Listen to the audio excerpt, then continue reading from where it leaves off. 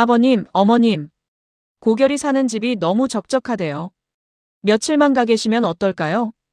은수정이 다정한 표정으로 말을 건넸습니다. 효도라는 두 글자 뒤에 빈집을 만들려는 속셈이 숨어 있었습니다. 네 아버지도 손주 얼굴 본 지 오래됐지. 이영화가 솔깃해하며 짐을 챙기기 시작했습니다. 두 사람은 그 길이 어떤 함정으로 이어질지 까맣게 몰랐습니다. 빈집이 된 고강수의 집 서재에서 금고 비밀번호 0204를 누르는 손이 떨립니다. 그 손이 꺼내든 것은 과연 재산일까요? 아니면 파멸일까요? 이른 아침 고강수의 집 응접실에는 차분한 햇살이 들어차 있었습니다. 고대치와 은수정은 미리 입을 맞춘 듯 나란히 앉아 있었습니다. 두 사람의 얼굴에는 손주를 걱정하는 정성스러운 표정이 떠올라 있었습니다. 그 표정은 어젯밤 둘이 머리를 맞대고 다듬어둔 것이었습니다. 은수정이 먼저 따뜻한 차를 내려놓으며 입을 열었습니다. 아버님, 어머님, 드릴 말씀이 있어서요. 그 목소리는 더없이 부드러웠습니다. 고강수와 이영화는 무슨 일인가 싶어 며느리를 바라보았습니다. 은수정은 잠시 뜸을 들이다 조심스럽게 말을 이었습니다. 고결이 혼자 사는 집이 어찌나 적적한지 모르겠어요. 그 애가 요새 통기운이 없어 보여서요. 은수정은 일부러 안타까운 표정을 지으며 손수건을 만지작거렸습니다. 고대치도 옆에서 거들며 고개를 끄덕였습니다. 결이가 부모정이 그리운가 봅니다, 아버지. 두 분이 며칠만 가 계시면 그 애한테 큰 힘이 될 텐데요. 고대치는 아버지의 눈치를 살피며 조심스럽게 말을 보탰습니다. 요새 그 녀석 얼굴이 영 안 됐어요. 어른들 손길이 닿으면 금방 좋아질 겁니다. 두 사람의 말은 손주를 향한 정성으로 잘 포장되어 있었습니다. 하지만 그 속에 감춰진 진짜 속셈은 따로 있었습니다. 고강수와 이영화를 집 밖으로 멀찍이 빼내는 것이었습니다. 빈집이 되어야만 비로소 손을 댈 수 있는 무언가가 이 집 안에 있었습니다. 은수정은 시부모의 표정을 살피며 속으로 샘을 굴렸습니다. 행여 의심받을까봐 말 한마디를 조심스럽게 골랐습니다. 고대치는 찻잔을 만지작거리며 짐짓 태연한 척했습니다. 손바닥에 밴 땀을 들킬까봐 찻잔을 자꾸 고쳐 잡았습니다. 응접실 공기 속에는 효도라는 말로도 다 가리지 못한 욕심이 옅게 떠다니고 있었습니다. 두 사람은 시부모가 이 제안을 덥석 물어주기를 간절히 바라고 있었습니다. 그 바람이 어떤 결과로 돌아올지는 미처 헤아리지 못한 채 그저 빈집이 될 순간만을 그리고 있었습니다. 은수정은 한 발 더 나아가 손주의 안부를 자세히 늘어놓았습니다. 결이가 밥도 제대로 못 챙겨 먹는 모양이에요. 어머님이 며칠 곁에 계시면 그의 얼굴이 확 펴질 거예요. 이영화의 마음이 흔들리는 기색을 은수정은 놓치지 않았습니다. 고대치도 때를 놓치지 않고 거들었습니다. 아버지, 마침 댁도 한가하신 때 아닙니까? 바람도 쐴 겸 다녀오세요. 두 사람은 시부모가 거절할 빌미를 주지 않으려 빈틈없이 말을 쌓아 올렸습니다. 효도라는 이름 아래 펼쳐진 그 정성스러운 권유 속에는 잠시 뒤 텅 빈 서재에서 벌어질 일이 숨죽이고 도사리고 있었습니다. 응접실의 화기애애한 분위기와 달리 두 사람의 속마음은 차갑게 식어 있었습니다. 이영화가 차를 한 모금 마시며 고개를 끄덕이자 두 사람의 눈빛이 잠시 마주쳤습니다. 그 짧은 순간 둘 사이에는 말없는 신호가 오갔습니다. 거의 다 됐다는 안도와 마지막까지 방심하지 말자는 다짐이었습니다. 고대치는 다시 한번 다정한 아들의 얼굴로 돌아가 부드럽게 말했습니다. 아버지, 짐은 제가 차에 실어드리겠습니다. 편하게 다녀오세요. 그 살가운 한마디 뒤로 빈집을 향한 조바심이 숨가쁘게 뛰고 있었습니다. 창밖에서는 새소리가 한가롭게 울렸지만 응접실에 앉은 두 사람의 속은 잿빛으로 졸아들고 있었습니다. 효도라는 가면 아래로 흐르는 검은 욕심이 그렇게 한 집안의 아침을 조용히 좀먹어 들어가고 있었습니다. 이영화는 며느리의 말을 곰곰이 곱씹었습니다. 손주 곁에서 곰국이라도 끓여줄 사람 노릇이 그리웠던 차였습니다. 나이가 들수록 가족 곁에 머물고 싶은 마음이 커지던 참이었습니다. 그 마음을 은수정은 정확히 파고들었습니다. 은수정이 부드러운 손길로 시어머니의 손을 잡으며 말했습니다. 어머님 손맛을 결이가 얼마나 그리워하는데요. 그 한마디에 이영화의 얼굴에 옅은 미소가 번졌습니다. 이영화가 천천히 입을 열었습니다. 그래, 그 녀석이 혼자 끼니를 제대로 챙기겠나. 이영화는 벌써 손주에게 끓여줄 국거리를 머릿속에 그려보았습니다. 가마솥에 푹 꼰 사골 국물에 밥을 말아주면 그 애가 얼마나 잘 먹을까 싶어 마음이 푸근해졌습니다. 고강수도 손주 얼굴을 본다는 말에는 못 이기는 척 마음이 기울었습니다. 고강수가 자리에서 일어나며 나직이 말했습니다. 그럼 며칠 다녀오지. 집은 비워도 별일 없을 테고. 그 말에 은수정의 눈빛이 잠깐 흔들렸지만 이내 다정한 표정 뒤로 감추었습니다. 별일 없을 거라는 그 말이 도리어 가슴을 서늘하게 했습니다. 은수정은 시어머니가 짐을 챙기는 손길을 곁에서 부지런히 거들었습니다. 옷가지를 개고 약봉지를 챙기고 손수 가방을 닫아주었습니다. 어머님, 약 걸으시면 안 돼요. 제가 다 챙겨 넣었어요. 겉으로는 더없이 살가운 며느리의 모습이었습니다. 그러나 은수정의 귀는 온통 다른 곳에 가 있었습니다. 어서 떠나는 차 소리가 들려오기만을 기다리고 있었습니다. 고대치는 현관에서 부모를 배웅하는 척하며 시계를 흘끔거렸습니다. 시계바늘이 더디게 가는 것만 같아 속이 탔습니다. 마침내 고강수와 이영화를 태운 차가 천천히 마당을 돌아나갔습니다. 두 사람은 대문 앞에서 손까지 흔들며 환한 미소를 지어 보였습니다. 대문이 닫히고 차가 시야에서 사라지자 부부의 표정이 서서히 달라지기 시작했습니다. 다정하던 가면이 한꺼풀 벗겨지고 그 아래 감춰둔 욕심이 슬그머니 고개를 들었습니다. 두 사람은 서로를 마주보며 짧게 고개를 끄덕였습니다. 차가 멀어지는 소리를 끝까지 확인한 뒤에야 은수정이 안도의 숨을 내쉬었습니다. 이제 됐어요, 여보. 두 분 다 가셨어요. 은수정의 목소리에는 긴장이 풀린 기색이 묻어났습니다. 고대치도 손등으로 이마를 훔치며 낮게 답했습니다. 그래, 이제 우리뿐이야. 서두르자고. 두 사람은 더 이상 다정한 표정을 지을 필요가 없었습니다. 마당을 가로질러 집 안으로 들어서는 발걸음이 어느새 빨라져 있었습니다. 이영화가 손주를 위해 떠난 그 길이 정작 자기 집 금고를 노린 자식 내외에게 길을 터준 셈이 되었습니다. 두 사람은 그 사실을 알 리 없었습니다. 거실 문이 닫히고 집안에는 두 사람의 거친 숨소리만 남았습니다. 은수정은 창가로 다가가 커튼 틈으로 바깥을 한 번 더 살폈습니다. 대문 밖에 인기척이 없는 것을 확인하고서야 마음을 놓았습니다. 여보, 시간 많지 않아요. 두 분이 언제 돌아오실지 모르잖아요. 은수정이 단단히 일렀습니다. 고대치도 고개를 끄덕이며 소매를 걷어 올렸습니다. 알아. 빨리 끝내고 나오면 돼. 두 사람은 마음을 다잡고 서재 쪽으로 걸음을 옮겼습니다. 발밑에서 마룻바닥이 작게 삐걱였습니다. 그 소리마저 두 사람의 가슴을 조마조마하게 만들었습니다. 빈집의 정막이 두 사람의 발소리를 또렷이 되돌려 보냈습니다. 그 메아리가 마치 누군가의 발소리처럼 들려 은수정은 자꾸만 뒤를 돌아보았습니다. 고강수와 이영화가 떠난 집에는 무거운 정막이 내려앉았습니다. 넓은 거실에는 두 사람의 발소리만 또렷하게 울렸습니다. 평소 사람 온기로 가득하던 집이 텅 비어 낯설게 느껴졌습니다. 고대치와 은수정은 누가 먼저랄 것도 없이 서재로 향했습니다. 발걸음을 옮길 때마다 가슴이 두근거렸습니다. 서재 깊숙한 곳, 책장 뒤에 자리한 금고 앞에 두 사람이 나란히 섰습니다. 고대치의 이마에는 어느새 식은땀이 맺혀 있었습니다. 은수정이 낮은 목소리로 속삭였습니다. 여보, 정말 0204 맞아요? 틀리면 큰일 나요. 은수정의 목소리에는 긴장이 잔뜩 배어 있었습니다. 고대치는 마른 침을 삼키며 고개를 끄덕였습니다. 성준이한테서 알아낸 번호야. 강연자 그 사람 생일이라더군. 고대치는 한 번 더 다짐하듯 중얼거렸습니다. 이게 아니면 이 금고는 못 열어. 다른 길이 없어. 고대치는 떨리는 손가락을 들어 금고 번호판에 가져갔습니다. 0, 2, 0, 4. 숫자 하나하나를 누를 때마다 손끝이 미세하게 흔들렸습니다. 은수정은 복도 쪽을 연신 살피며 숨을 죽였습니다. 혹시라도 누군가 돌아올까봐 신경이 곤두서 있었습니다. 집안의 모든 소리가 크게 들리는 듯 했습니다. 시계 초침 소리마저 천둥처럼 느껴졌습니다. 멀리서 들려오는 바람 소리에도 가슴이 철렁 내려앉았습니다. 고대치가 마지막 숫자를 누르고 손잡이를 돌렸습니다. 잠시 정적이 흘렀습니다. 그 짧은 정적이 두 사람에게는 한없이 길게 느껴졌습니다. 그리고 둔탁한 잠금 해제음이 울려 퍼졌습니다. 철컥 하는 그 소리에 두 사람의 어깨가 동시에 흠칫 떨렸습니다.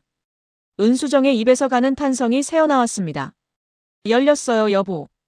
은수정은 떨리는 손으로 남편의 팔을 붙잡았습니다. 고대치의 눈이 번득이며 금고 문으로 향했습니다. 두 사람의 숨소리가 서재의 정막을 더욱 무겁게 채웠습니다. 고대치는 잠시 손잡이에 손을 얹은 채 망설였습니다. 막상 금고가 열리고 나니 가슴이 더 세차게 뛰었습니다. 은수정이 등 뒤에서 재촉하듯 속삭였습니다. 여보, 뭐해요? 어서 열어봐요. 그 말에 고대치는 마른 침을 한 번 더 삼키고 손잡이를 마저 당겼습니다. 무거운 금고 문이 천천히 안쪽으로 젖혀졌습니다. 문틈으로 어둑한 금고 속이 조금씩 드러났습니다. 두 사람은 동시에 그 안을 들여다보려 목을 뺐습니다. 평생 손에 쥐어본 적 없는 재산이 그 안에 있으리라는 기대로 두 사람의 눈동자가 번뜩였습니다. 그러나 그 기대가 곧 어떤 얼굴로 바뀔지는 아직 알 수 없었습니다. 서재의 정적 속에서 두 사람의 그림자가 금고 위로 길게 드리워졌습니다. 은수정은 고대치의 어깨 너머로 금고 안을 살피며 침을 삼켰습니다. 뭐가 있어요? 보여요? 은수정의 목소리가 가늘게 떨렸습니다. 고대치는 대답 대신 손을 들어 안쪽을 가리켰습니다. 두 사람의 시선이 금고 깊숙한 곳 한 점으로 모였습니다.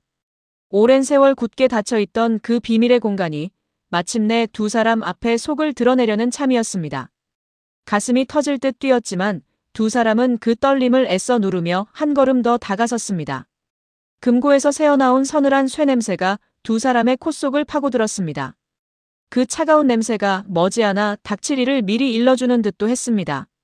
금고 문이 묵직하게 열리자 두 사람은 약속이라도 한 듯 안쪽으로 몸을 기울였습니다. 어두운 금고 안에서 두 사람의 눈동자가 탐욕으로 번들거렸습니다. 안에는 무언가 가득 들어있을 거라 기대했지만 의외로 단출했습니다. 금괴나 현금 다발을 그렸던 두 사람은 잠시 어리둥절했습니다. 서류 봉투 하나가 가지런히 놓여있을 뿐이었습니다. 은수정이 미간을 좁히며 봉투에 손을 뻗었습니다. 봉투 겉면에는 익숙한 글씨가 적혀 있었습니다. 고강수의 친필이었습니다. 거기에는 또렷한 두 글자 유원장이라 쓰여 있었습니다. 은수정의 손끝이 그 글자 위에서 멈칫했습니다. 은수정이 떨리는 목소리로 중얼거렸습니다. 여보, 이거 유원장이에요. 그 한마디에 서재의 공기가 한순간에 팽팽해졌습니다. 고대치의 표정이 일순 굳었다가 곧 기대로 부풀어 올랐습니다. 고대치가 침을 꿀꺽 삼키며 다가섰습니다. 유원장이라고? 그럼 재산 얘기가 다 여기 있겠군. 고대치의 눈빛이 욕심으로 번뜩였습니다. 고대치는 어서 펴보라며 은수정을 재촉했습니다. 뭐하고 있어? 어서 열어봐. 고대치는 봉투를 들여다보려 목을 길게 뺐습니다. 은수정은 봉투를 두 손으로 받쳐들었습니다. 손이 가늘게 떨려 봉투가 사그락 소리를 냈습니다. 두 사람의 머릿속에는 이미 막대한 유산이 그려지고 있었습니다.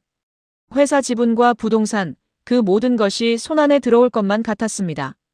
이 봉투 한 장이 자신들의 앞날을 바꿔줄 거라 믿었습니다. 은수정이 조심스레 봉투를 뜯기 시작했습니다. 풀칠한 자리가 떨어지며 종이 끝이 살짝 드러났습니다. 그 순간 두 사람은 알지 못했습니다. 그 종이가 어떤 진실을 담고 있는지 말입니다. 기대의 부푼 얼굴 위로 곧 닥칠 충격은 그림자조차 비치지 않았습니다.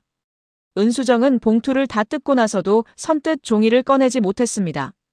손끝에 닿는 종이의 감촉이 어쩐지 서늘하게 느껴졌습니다. 여보, 손이 자꾸 떨려서 은수정이 멋쩍게 웃으며 말끝을 흐렸습니다. 고대치가 답답하다는 듯 손을 내밀었습니다. 그럼 내가 꺼낼 테니 이리 줘봐. 그러나 고대치의 손도 막상 다가가자 가늘게 떨리고 있었습니다. 두 사람 모두 이 순간이 두려우면서도 간절했습니다. 잠시 망설임 끝에 은수정이 다시 마음을 다잡고 봉투 안으로 손을 넣었습니다. 빳빳한 종이가 손끝에 잡혔습니다. 은수정은 그것을 조심스럽게 끌어냈습니다. 금고 앞에 선 두 사람의 어깨가 긴장으로 잔뜩 굳어 있었습니다. 종이를 손에 쥔 은수정은 한동안 그것을 펼치지 못하고 바라만 보았습니다. 고대치가 옆에서 답답함을 누르며 나직이 말했습니다. 이게 아버지 진심이 담긴 거라면 우리 앞날이 여기 달렸어. 그 말에 은수정의 손끝에 더욱 힘이 들어갔습니다. 두 사람은 서로의 눈을 한번 마주친 뒤 마침내 종이를 펼치기로 마음먹었습니다. 금고 문은 열린 채 그대로였고 빨간 불빛 하나가 천장 모서리에서 조용히 깜빡이고 있었지만 두 사람은 미처 그것을 보지 못했습니다. 욕심에 가려진 두 사람의 눈에는 손에 쥔 종이 한 장 말고는 아무것도 들어오지 않았습니다. 그 작은 불빛이 무엇을 뜻하는지 알았더라면 두 사람은 그 자리에서 도망쳤을지도 몰랐습니다. 은수정은 종이를 쥔 채 잠시 숨을 골랐습니다. 손끝에 와닿는 종이의 무게가 어쩐지 평범한 한 장이 아닌 것만 같았습니다. 고대치도 마른 입술을 축이며 아내의 손끝을 뚫어지게 바라보았습니다. 이 종이 한 장에 두 사람의 앞날이 걸려있다는 생각에 심장이 목까지 차오르는 듯 했습니다.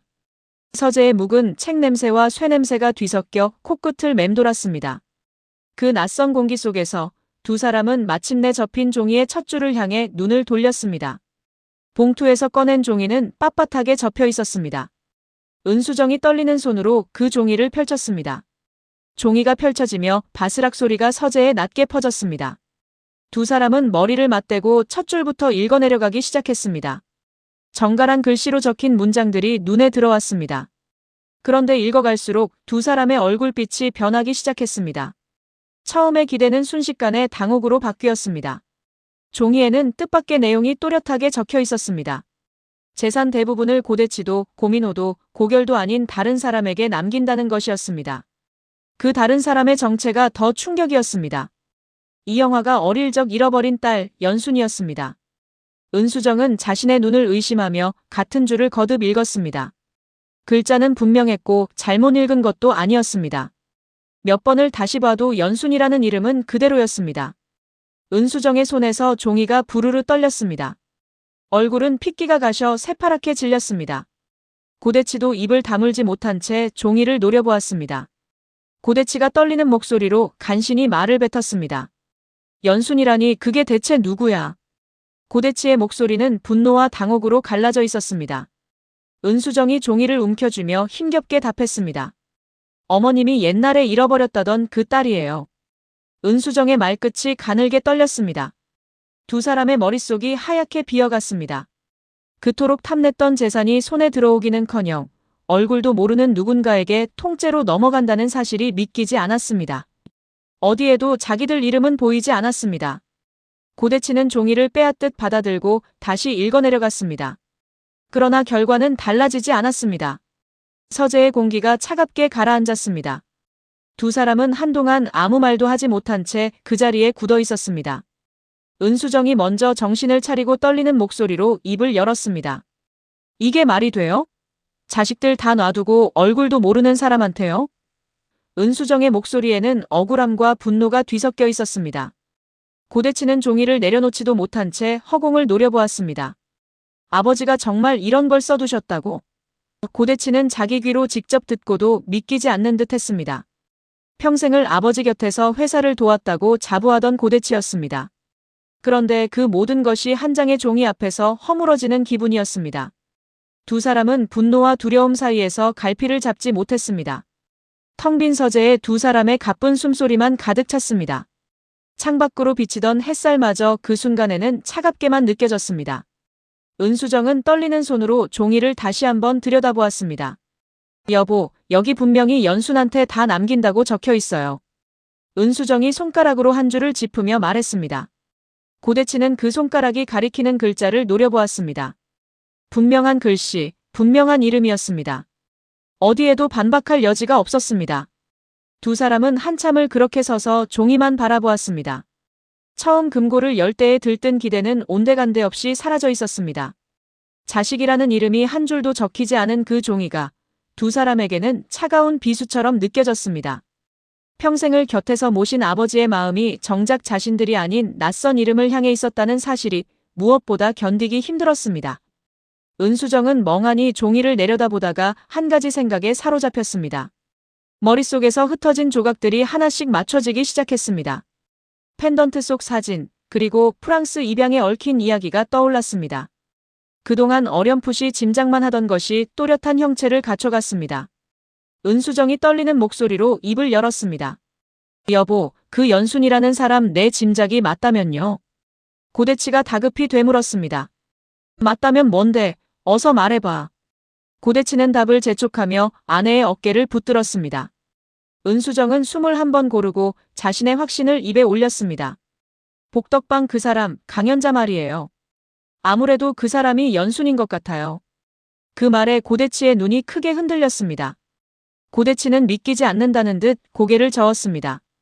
강연자가 성준이 처가 그 잃어버린 딸이라고. 고대치의 목소리가 높아졌다가 이내 잦아들었습니다. 은수정은 그동안 모아온 정황을 하나하나 짚었습니다. 펜던트 속 젊은 이영화의 사진, 프랑스에서 자랐다는 내력이 모두 들어맞았습니다. 사진도 그렇고 자란 곳도 그렇고 우연이라기엔 너무 맞아떨어져요. 그 말을 들을수록 고대치의 얼굴은 분노로 일그러졌습니다. 평생 일군 회사와 재산이 복덕방 아줌마에게 통째로 넘어간다는 사실이 견딜 수 없었습니다. 자기 손에는 한 푼도 돌아오지 않는다는 생각에 속이 부글거렸습니다. 고대치가 이를 갈며 낮게 으르렁거렸습니다. 이런 유언장은 없애버려야 해. 세상에 나와선 안 될 종이야. 고대치는 종이를 구겨버릴 듯 손에 힘을 주었습니다. 은수정이 황급히 그 손을 막아섰습니다. 여보, 잠깐만요. 함부로 손 떼면 안 돼요. 은수정도 같은 마음이었지만 손에 든 종이가 두려웠습니다. 은수정이 조심스럽게 남편을 달랬습니다. 여보, 이걸 없앤다고 끝이 아니에요. 어머님이 직접 그 사람을 찾으면 어쩔 거예요? 고대치는 그 말에 잠시 말문이 막혔습니다. 정말로 강연자가 연순이라면 종이 한 장 없앤다고 될 일이 아니었습니다. 그럼 어떻게 하자는 거야? 가만히 손 놓고 보고만 있으라고. 고대치의 목소리에는 초조함이 짙게 배어 있었습니다. 두 사람은 머리를 맞대고 궁리했지만 뾰족한 수가 떠오르지 않았습니다. 욕심이 클수록 두려움도 함께 자라났습니다. 손에 쥔 유언장이 자신들을 올가매는 올가미처럼 느껴졌습니다. 두 사람의 욕심은 점점 더 깊은 수렁으로 빠져들고 있었습니다. 그 수렁의 바닥에 무엇이 도사리고 있는지 두 사람은 아직 알지 못했습니다. 은수정은 종이를 봉투에 도로 넣어야 할지 아예 없애야 할지 마음을 정하지 못했습니다. 일단 원래대로 돌려놓고 다시 생각해요. 함부로 굴면 흔적이 남아요. 은수정의 말에 고대치도 마지못해 고개를 끄덕였습니다. 그러나 두 사람의 눈빛에는 여전히 미련과 분노가 짙게 어려 있었습니다. 손에 들어올 뻔했던 재산을 이대로 포기할 수는 없었습니다. 서재의 정막 속에서 두 사람의 머릿속은 어지럽게 돌아가고 있었습니다. 강연자라는 한 사람의 얼굴이 두 사람의 머릿속을 짓눌렀습니다. 평범한 복덕방 주인인 줄로만 알았던 그 여자가 어느새 자신들의 앞길을 가로막는 가장 큰 벽으로 다가와 있었습니다. 두 사람이 유언장을 어떻게 처리할지를 두고 옥신각신하던 그때였습니다. 은수정이 봉투를 다시 집어들자 안쪽에서 작은 종이 조각 하나가 미끄러져 바닥에 떨어졌습니다. 팔랑 하고 떨어진 그 조각에 두 사람의 시선이 동시에 쏠렸습니다. 은수정이 허리를 숙여 그것을 주워들었습니다. 손바닥만 한 종이 조각에는 짧은 문구 한 줄이 적혀 있었습니다. 은수정이 그것을 읽어내려가다 얼굴이 굳었습니다. 은수정이 떨리는 목소리로 글을 소리내어 읽었습니다. 이 금고를 열 사람이 누구인지 나는 이미 알고 있다. 그 한 줄이 서재의 공기를 얼어붙게 만들었습니다. 고대치가 종이 조각을 빼앗듯 받아 다시 읽었습니다. 분명 고강수의 필체였습니다. 고대치의 얼굴에서 핏기가 가셨습니다. 고대치가 더듬더듬 말을 뱉었습니다. 아버지가 누가 금고를 열지 알고 있다고? 그게 무슨 소리야? 은수정도 영문을 몰라 고개를 저었습니다. 설마 우리가 올 줄 미리 아셨다는 거예요? 두 사람은 서로의 얼굴을 마주보며 불안에 휩싸였습니다. 단순한 협박 문구로 넘기기에는 그 한 줄이 너무도 또렷했습니다. 마치 지금 이 순간을 내다보고 적어둔 것만 같았습니다. 두 사람의 등줄기로 서늘한 기운이 스쳐 지나갔습니다. 빈집인 줄로만 알았던 서재가 어쩌면 처음부터 누군가의 눈길 아래 있었을지도 모른다는 생각이 들었습니다. 고대치는 종이 조각을 쥔 손을 부르르 떨었습니다. 은수정은 자기도 모르게 주위를 두리번거렸습니다.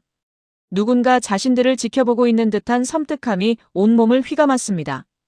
평온하던 서재가 갑자기 낯설고 두려운 공간으로 변해 있었습니다. 은수정은 종이 조각을 다시 들여다보며 한 글자 한 글자를 곱씹었습니다. 아무리 봐도 그것은 우연히 적힌 낙서가 아니었습니다. 누군가 이 금고에 손을 댈 것을 분명히 예상하고 남긴 경고였습니다. 은수정이 떨리는 목소리로 남편에게 말했습니다. 여보, 이건 그냥 적어둔 게 아니에요. 우리 같은 사람을 노리고 둔 거예요. 그 말에 고대치의 표정이 더욱 어두워졌습니다. 고대치는 종이 조각을 손에 쥔 채 한참을 말없이 서 있었습니다. 아버지가 이런 것을 미리 준비해 두었다는 사실이 믿기지 않았습니다. 늘 자상하게만 보이던 아버지의 다른 얼굴을 마주한 기분이었습니다. 고대치가 낮게 한숨을 내쉬며 중얼거렸습니다. 아버지가 이렇게까지 하셨다니 우리를 떠보신 건가? 은수정은 대답 대신 입술을 깨물었습니다. 두 사람의 가슴 속에서 불안이 점점 더 크게 자라났습니다. 손에 든 종이 조각 한 장이 자신들이 빠진 함정의 깊이를 알려주는 듯 했습니다. 은수정은 그 작은 종이를 어찌해야 할지 몰라 손 안에서 만지작거렸습니다. 버리자니 더 큰 흔적이 될 것 같고 두 잔이 증거가 될 것 같았습니다. 이러지도 저러지도 못하는 사이 두 사람의 불안은 점점 더 커져만 갔습니다. 고대치는 그제야 자신들이 아버지의 손바닥 위에서 놀아난 것은 아닐까 하는 생각에 소름이 돋았습니다. 그 한 줄의 경고가 닥쳐올 모든 일의 시작에 불과할지도 모른다는 예감이 두 사람을 짓눌렀습니다. 은수정은 종이 조각을 손에 쥔 채 한참을 떨었습니다. 짧은 한 줄에 담긴 무게가 두툼한 유언장보다 더 무겁게 가슴을 짓눌러 왔습니다. 고대치는 서재 안을 천천히 둘러보았습니다. 늘 드나들던 익숙한 방인데도 이제는 구석구석이 낯설고 서늘하게만 느껴졌습니다. 어쩌면 이 방의 어딘가에서 아버지가 자신들을 지켜보고 있는 것은 아닐까, 그런 두려움이 자꾸만 고개를 들었습니다. 두 사람은 서로의 손을 맞잡았지만 그 손끝마저 차갑게 식어 있었습니다. 충격에 휩싸인 은수정은 떨리는 손으로 금고 안을 다시 더듬어 보았습니다. 무언가 더 있을지 모른다는 생각에 손길이 조심스러웠습니다. 그러다 금고 천장 모서리에서 작은 무언가가 눈에 들어왔습니다. 어둠 속에서 빨간 불빛 하나가 일정한 간격으로 깜빡이고 있었습니다. 은수정의 눈이 그 불빛에 못 박혔습니다. 은수정이 숨을 들이켜며 손가락으로 그것을 가리켰습니다. 여보, 저게 뭐예요? 불빛이 깜빡여요. 고대치가 고개를 들어 천장 모서리를 올려다보았습니다. 작은 장치 하나가 금고 안쪽에 교묘하게 숨겨져 있었습니다. 그것은 손을 댄 사람의 흔적을 고스란히 기록하는 추적 장치였습니다. 고대치의 얼굴이 순식간에 새하얗게 질렸습니다. 고대치가 떨리는 목소리로 더듬거렸습니다. 이건 사람을 찾으려고 박아둔 거야. 누가 금고를 여는지 알아내려고. 은수정의 머릿속에 조금 전 종이 조각의 문구가 번개처럼 스쳤습니다. 금고를 열 사람이 누구인지 이미 알고 있다던 그 한 줄이었습니다. 모든 조각이 한순간에 맞아떨어졌습니다. 은수정이 떨리는 목소리로 중얼거렸습니다. 그럼 이 유언장은 진짜가 아니었던 거예요. 두 사람은 비로소 깨달았습니다. 그 유언장은 진짜 재산을 물려주려는 종이가 아니었습니다. 금고를 노릴 사람을 가려내려고 일부러 넣어둔 미끼였습니다. 연순에게 재산을 남긴다는 그 충격적인 문구도 욕심에 눈먼 누군가를 끌어내기 위한 덫이었던 것입니다. 두 사람은 그 덫에 정확히 걸려든 셈이었습니다. 빨간 불빛은 여전히 두 사람을 비웃듯 깜빡이고 있었습니다. 은수정의 다리에서 힘이 풀렸습니다. 서재의 공기가 두 사람의 목을 조여오는 것만 같았습니다. 고대치는 천장의 그 작은 장치를 노려보며 이를 악물었습니다. 처음부터 재산 따위는 이 금고 안에 없었던 것입니다. 아버지가 던진 미끼를 덥석 물어버린 자신들이 한심하게 느껴졌습니다. 고대치가 떨리는 목소리로 내뱉었습니다. 우리가 제 발로 함정에 걸어 들어온 거야. 아버지는 처음부터 다 내다보고 계셨어. 은수정은 그 말에 아무 대꾸도 하지 못했습니다. 충격으로 머릿속이 텅 빈 듯 했습니다. 강연자가 연순일지도 모른다는 짐작에만 사로잡혀 정작 더 큰 그림은 보지 못한 것이었습니다. 두 사람은 그제야 자신들이 얼마나 깊은 수렁에 빠졌는지 실감했습니다. 욕심이 눈을 가린 사이 발밑에는 이미 함정이 입을 벌리고 있었던 셈입니다. 은수정은 금고 앞에 주저앉을 듯 휘청였습니다. 고대치가 황급히 그 팔을 부축했습니다. 두 사람의 얼굴에는 더 이상 욕심도 기대도 남아있지 않았습니다. 오직 들켰다는 두려움만이 가득했습니다. 빨간 불빛은 그런 두 사람을 끝까지 지켜보며 조용히 깜빡였습니다. 마치 모든 것을 다 보았다고 말하는 듯 했습니다. 두 사람은 그 불빛을 차마 더 마주하지 못하고 고개를 돌렸습니다. 들켰다는 사실보다 더 두려운 것은 아버지가 이 모든 것을 묵묵히 지켜보고 있었으리라는 짐작이었습니다. 그 침묵의 무게가 두 사람의 어깨를 천천히 짓눌러 왔습니다. 은수정은 깜빡이는 빨간 불빛을 차마 더 바라보지 못하고 눈을 질끈 감았습니다. 그러나 감은 눈 안에서도 그 불빛은 여전히 또렷하게 깜빡이는 듯 했습니다. 고대치는 천장의 그 작은 장치가 마치 아버지의 눈동자처럼 자신들을 내려다보고 있는 것만 같았습니다. 처음 금고 앞에 섰을 때에 들뜬 기대는 온데간데 없이 사라지고 그 자리에는 차가운 후회만이 들어앉았습니다. 두 사람은 자신들이 무엇을 건드린 것인지 그제야 똑똑히 깨달았습니다. 욕심이라는 미끼를 덥석 문 순간 이미 돌이킬 수 없는 선을 넘어버린 것이었습니다. 뒤늦게 함정을 깨달은 고대치는 본능적으로 손을 뻗어 장치를 떼어내려 했습니다. 저 작은 기계만 없애면 모든 흔적이 사라질 거라는 생각뿐이었습니다. 그러나 은수정이 황급히 그 손목을 붙잡았습니다. 은수정이 다급한 목소리로 남편을 만류했습니다. 안 돼요, 여보. 건드리면 흔적이 더 남아요. 그 말에 고대치의 손이 허공에서 멈칫했습니다. 은수정이 가쁜 숨을 몰아쉬며 말을 이었습니다. 저런 장치는 손 떼는 순간까지 다 기록한대요. 괜히 만지면 우리가 왔다는 게 더 확실해져요. 고대치는 뻗었던 손을 슬그머니 거두었습니다. 이마에서는 식은땀이 줄줄 흘러내렸습니다. 두 사람은 그제야 자신들이 남긴 흔적을 떠올렸습니다. 금고 번호판에 찍힌 지문, 봉투를 만진 손자국, 서재를 오간 발자국까지 모든 것이 고스란히 남아 있었습니다. 은수정은 봉투와 종이를 원래 자리에 돌려놓으려 허둥댔습니다. 손이 떨려 종이가 자꾸 어긋났습니다.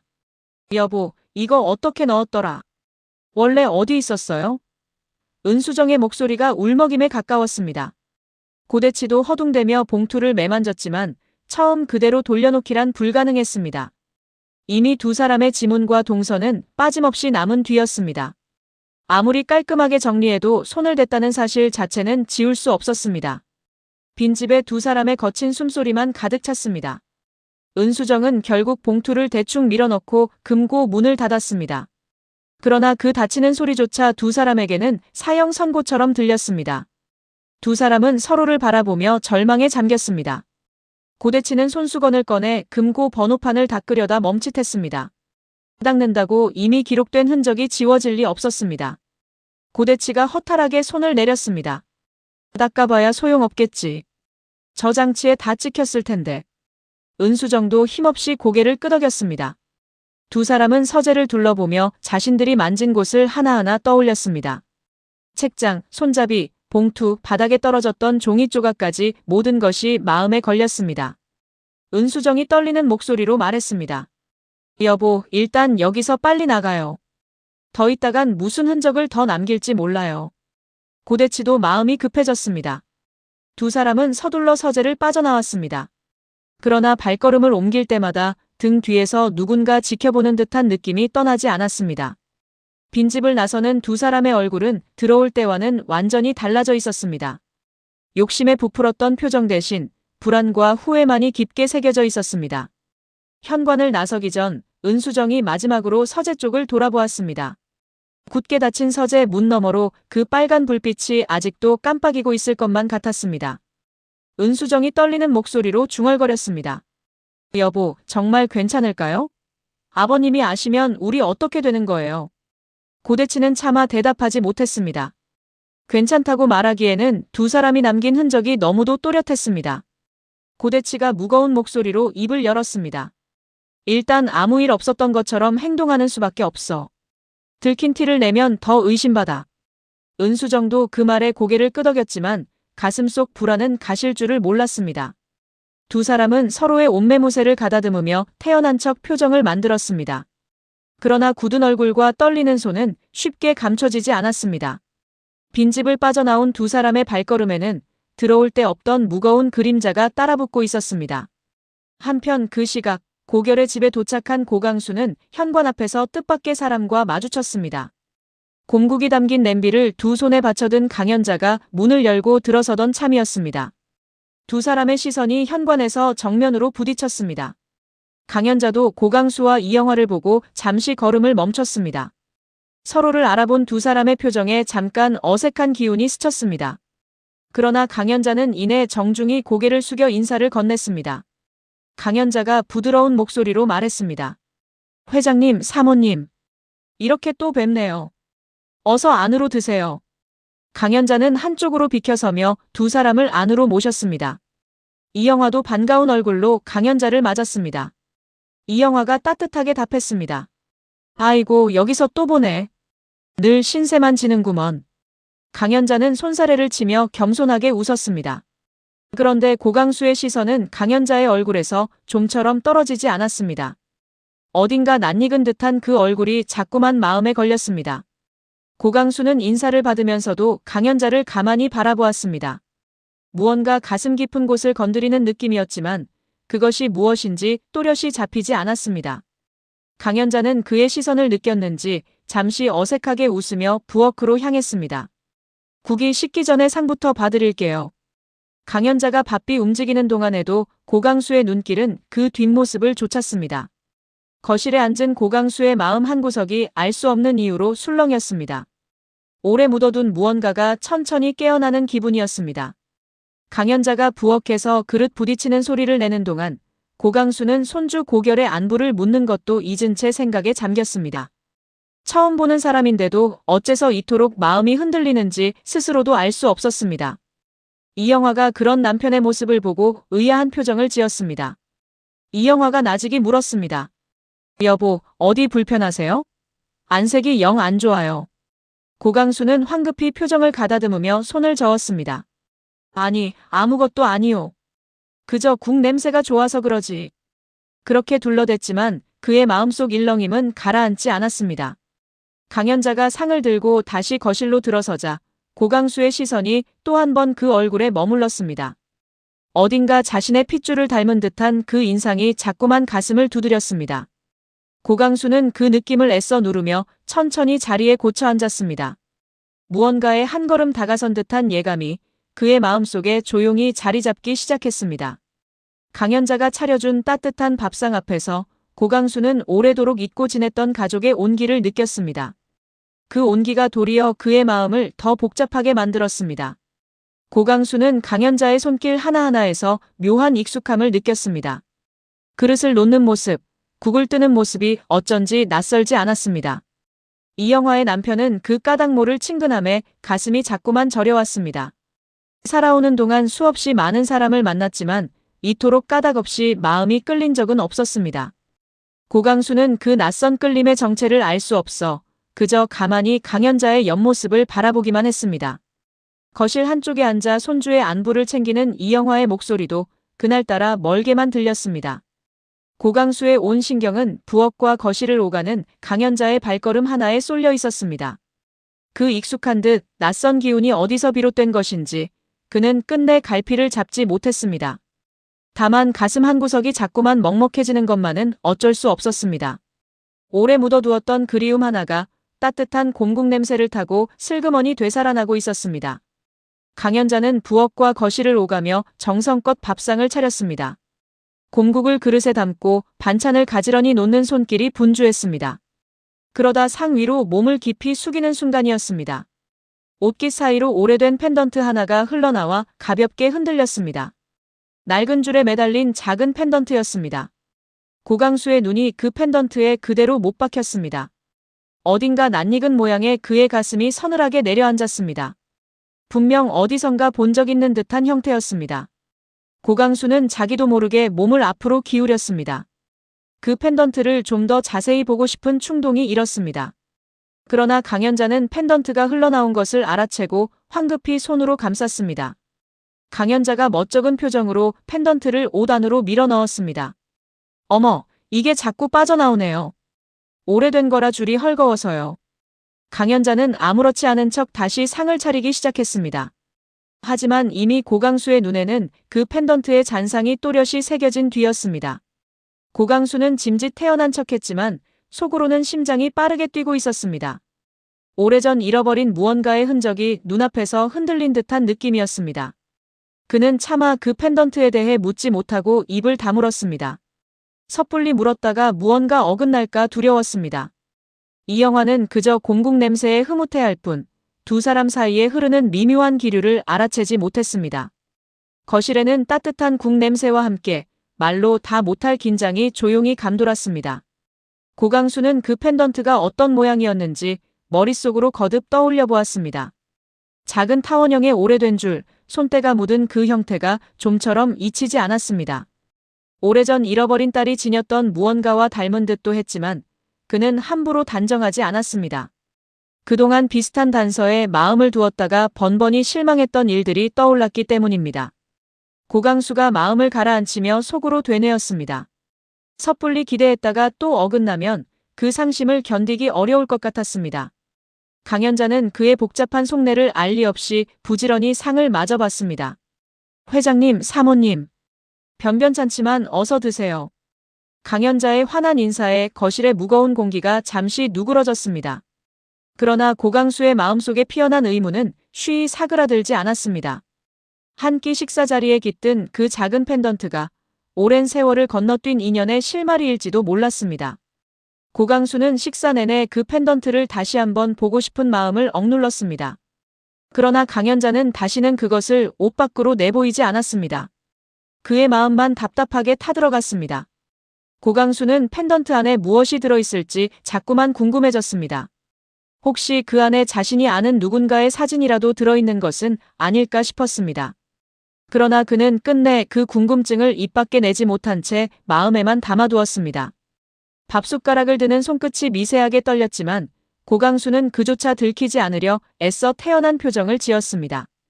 강연자가 옷깃 안으로 감춘 그 작은 펜던트가 식사 내내 그의 머릿속을 떠나지 않았습니다. 저 안에 무엇이 담겨 있을지, 혹시 오래전 잃어버린 그날의 흔적이 들어있는 것은 아닐지 자꾸만 생각이 뻗어나갔습니다. 그러나 고강수는 그 모든 궁금증을 가슴속 깊이 눌러 담았습니다. 한 번 더 어긋난다면 이제는 정말 견딜 자신이 없었기 때문입니다. 그는 묵묵히 국물을 떠넣으며 흔들리는 마음을 다잡고 또 다잡았습니다. 밥상을 마주하고 앉은 고강수는 짐짓 아무렇지 않은 듯 강연자에게 말을 건넸습니다. 마음속 궁금증을 들키지 않으려 목소리를 가다듬었습니다. 고강수가 부드럽게 물었습니다. 강연자 씨는 고향이 어디요? 옛날 가족들은 다 어찌 지내시고? 강연자는 잠시 손길을 멈추고 옅은 미소를 지었습니다. 그리 즐겁지 않은 기억을 떠올리는 듯한 표정이었습니다. 강연자가 조심스레 입을 열었습니다. 저는 어릴 적에 부모를 잃고 여기저기 떠돌며 자랐어요. 고향이랄 게 딱히 없네요. 그 말에 고강수의 눈빛이 깊어졌습니다. 강연자는 옛 기억을 더듬으며 천천히 말을 이었습니다. 어찌나 고생을 했는지 이 종아리에 흉터까지 하나 생겼지 뭐예요. 강연자가 무심코 종아리를 가리키며 멋쩍게 웃었습니다. 그 한마디에 고강수의 손이 미세하게 떨렸습니다. 오래전 화재 속에서 어린 연순을 구해내던 기억이 불현듯 떠올랐습니다. 그때 그 아이의 다리에도 화상 자국이 남았던 것을 그는 또렷이 기억하고 있었습니다. 고강수는 들고 있던 숟가락을 가만히 내려놓았습니다. 가슴속에서 오랜 세월 묻어둔 무언가가 거세게 일렁였습니다. 그러나 그는 끝내 그 마음을 입 밖에 내지 않았습니다. 아직은 무엇 하나 확실하지 않았기 때문입니다. 고강수가 애써 평온한 목소리로 되물었습니다. 고생이 많았겠구먼. 그래도 일이 곱게 자랐으니 다행이요. 강연자는 그저 따뜻한 말로만 받아들이며 다시 상을 차렸습니다. 두 사람 사이에 흐르는 그 미묘한 거리가 어쩌면 한 핏줄의 거리일지도 모른다는 것을 두 사람은 아직 알지 못했습니다. 고강수는 흉터라는 말을 듣고 나서도 좀처럼 마음을 진정시키지 못했습니다. 화재의 그 밤이 어제 일처럼 생생하게 떠올랐습니다. 불길 속에서 어린아이를 안고 뛰쳐나오던 자신의 모습, 그리고 그 아이의 다리에 남은 화상 자국까지 또렷했습니다. 고강수가 떨리는 마음을 누르며 조심스레 한 번 더 물었습니다. 그 흉터는 언제부터 있었소? 혹시 어릴 적에 생긴 거요? 강연자는 잠시 고개를 갸웃하더니 담담하게 답했습니다. 글쎄요, 너무 어릴 때라 기억이 가물가물해요. 그냥 늘 있던 자국이라 신경도 안 썼는걸요. 그 무심한 대답이 도리어 고강수의 가슴을 더 세차게 흔들었습니다. 그는 더 캐묻고 싶은 마음을 간신히 눌렀습니다. 확실한 것 없이 함부로 말을 꺼냈다가는 모든 것이 어그러질까 두려웠습니다. 고강수는 식사를 하는 둥 마는 둥 하며 생각에 잠겼습니다. 강연자가 연순이라 단정할 증거는 아직 어디에도 없었습니다. 그러나 그의 마음은 이미 그 가능성 쪽으로 깊이 기울어 있었습니다. 잃어버린 딸을 찾는 일이야말로 자신에게 남은 마지막 숙제였습니다. 고강수는 그 숙제의 답이 어쩌면 바로 눈앞에 있을지도 모른다는 생각에 가슴이 먹먹해졌습니다. 그는 떨리는 손으로 다시 숟가락을 들었습니다. 입안에 떠넣은 국물에서는 아무 맛도 느껴지지 않았습니다. 머릿속이 온통 종아리에 그 흉터 한 줄로 가득 차 있었기 때문입니다. 그 옛날 불길 속에서 어린 딸을 안고 뛰쳐나오던 밤이 흉터라는 한마디에 송두리째 되살아났습니다. 매캐한 연기, 무너지던 기둥, 품 안에서 울던 아이의 가느다란 울음소리까지 어제 일처럼 또렷했습니다. 그 아이를 끝내 지키지 못하고 잃어버린 세월이 고강수의 가슴에 평생 지워지지 않는 멍으로 남아 있었습니다. 그런데 그 멍울이 강연자의 무심한 한마디에 다시금 욱신거리기 시작한 것이었습니다. 고강수는 떨리는 마음을 들키지 않으려 천천히 국물을 떠넣었습니다. 이영화는 강연자가 끓여온 곰국을 한술 떠입에 넣고는 잠시 눈을 감았습니다. 깊고 진한 국물 맛이 입안에 가득 번졌습니다. 그 맛은 어딘가 옛정을 떠올리게 하는 구석이 있었습니다. 이영화의 눈가에 어느새 촉촉한 물기가 맺혔습니다. 이영화가 떨리는 목소리로 입을 열었습니다. 이 곰국 맛이 어쩌면 이렇게 정이 가는지 모르겠네. 강연자는 그 말에 환하게 웃으며 국그릇을 다시 채워주었습니다. 입에 맞으신다니 다행이에요. 더 드세요, 사모님. 강연자의 살가운 손길에 이영화의 마음이 푸근하게 풀어졌습니다. 오랜만에 누군가의 정성 어린 보살핌을 받는 기분이었습니다. 곁에서 그 모습을 지켜보던 고강수의 마음도 함께 일렁였습니다. 그는 잃어버린 딸을 찾는 일이 자신의 마지막 숙제임을 다시 한번 마음에 새겼습니다. 그 숙제를 마치지 못하고 떠난다면 눈을 감을 수 없을 것 같았습니다. 고강수는 강연자의 얼굴과 이영화의 표정을 번갈아 바라보았습니다. 두 사람 사이에 흐르는 따뜻한 기운이 우연이 아닐지도 모른다는 생각이 들었습니다. 강연자가 연순이라 단정할 증거는 여전히 어디에도 없었습니다. 흉터도 펜던트도 모두 정황일 뿐 확실한 것은 아니었습니다. 그러나 그날 그 밥상 앞에서 두 사람은 분명 한 걸음 가까워져 있었습니다. 한 핏줄로 이어졌을지도 모를 그 거리가 따뜻한 국 한 그릇을 사이에 두고 조금씩 좁혀지고 있었습니다. 이영화는 강연자의 손을 가만히 잡으며 고마운 마음을 전했습니다. 이런 정성을 받으니 내가 다 미안하구먼. 늘 고맙네. 강연자는 그저 따뜻하게 웃을 뿐이었습니다. 거실에는 곰국의 온기처럼 포근한 정이 가득 차올랐습니다. 그러나 그 포근함 속에는 아직 풀리지 않은 오랜 비밀이 조용히 숨쉬고 있었습니다. 이영화는 예시이야기를 꺼내며 강연자에게 이런저런 질문을 건넸습니다. 어릴 적 어떻게 자랐는지, 부모는 어떤 분이었는지 궁금한 것이 많았습니다. 강연자는 담담하게 자신의 지난 날을 들려주었습니다. 어릴 때 기억이 별로 없어요. 그저 늘 누군가를 찾아 헤맸던 것 같은 마음만 남아있어요. 그 말에 이영화의 가슴이 알 수 없이 먹먹해졌습니다. 이영화가 강연자의 어깨를 다독이며 말했습니다. 그래도 이렇게 잘 자랐으니 됐네. 고생 많았어. 강연자는 그 따뜻한 말에 잠시 눈시울을 붉혔습니다. 고강수는 그 모습을 묵묵히 바라보며 마음속으로 깊은 생각에 잠겼습니다. 누군가를 찾아 헤맸다는 그 한마디가 그의 가슴 깊은 곳을 송곳처럼 찔러왔습니다. 우연이라 하기에는 너무 많은 것이 맞아떨어지고 있었습니다. 그러나 그는 끝내 아무 말도 하지 않았습니다. 확실하지 않은 채로 입을 열었다가 모두에게 상처가 될까 두려웠기 때문입니다. 따뜻한 밥상 위로 오가는 정 속에서 세 사람은 각자의 마음을 안고 그 시간을 보냈습니다. 강연자가 무심히 건넨 말 한마디 한마디가 고강수에게는 오래 닫혀있던 문을 조금씩 두드리는 소리처럼 들렸습니다. 고강수는 식어가는 국그릇을 앞에 두고도 좀처럼 숟가락을 들지 못했습니다.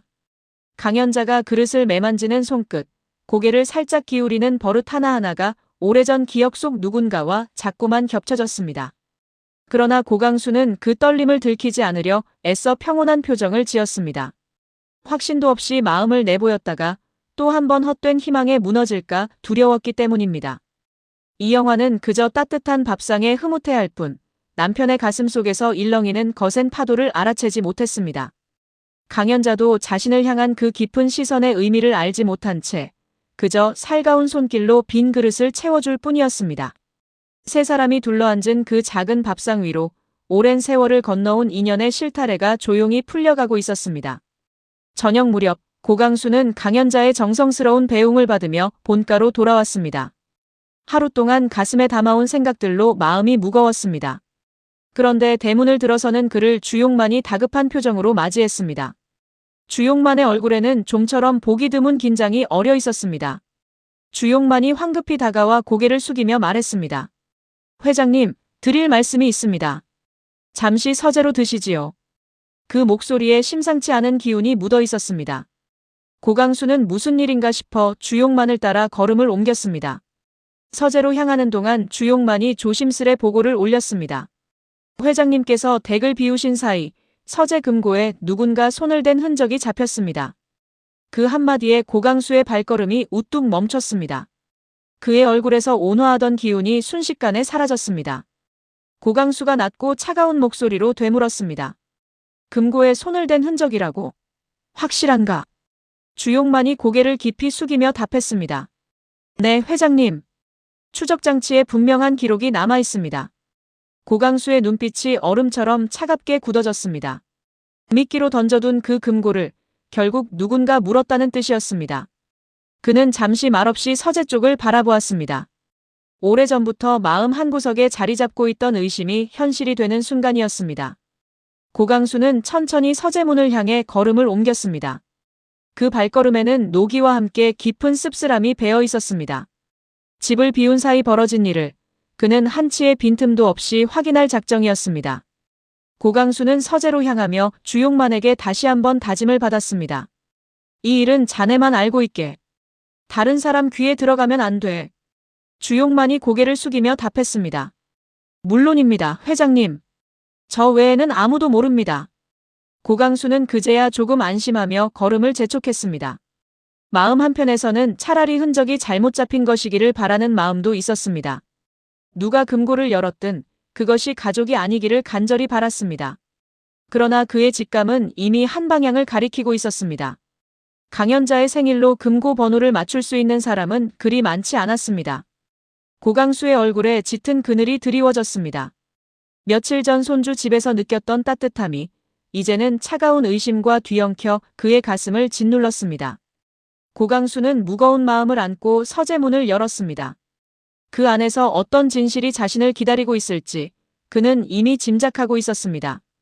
문턱을 넘는 그의 발걸음이 평소보다 한층 무겁게 느껴졌습니다. 오랜 세월 가족을 지켜온 이 집에서 가장 가까운 사람에게 배신당하는 순간이 다가오고 있었습니다. 손주 곁에서 느꼈던 그 짧은 온기가 도리어 가슴을 더 아프게 했습니다. 따뜻함을 알아버린 만큼 닥쳐올 배신의 무게도 더욱 무겁게 느껴졌습니다. 서재로 향하는 짧은 복도가 그날따라 끝없이 길게 느껴졌습니다.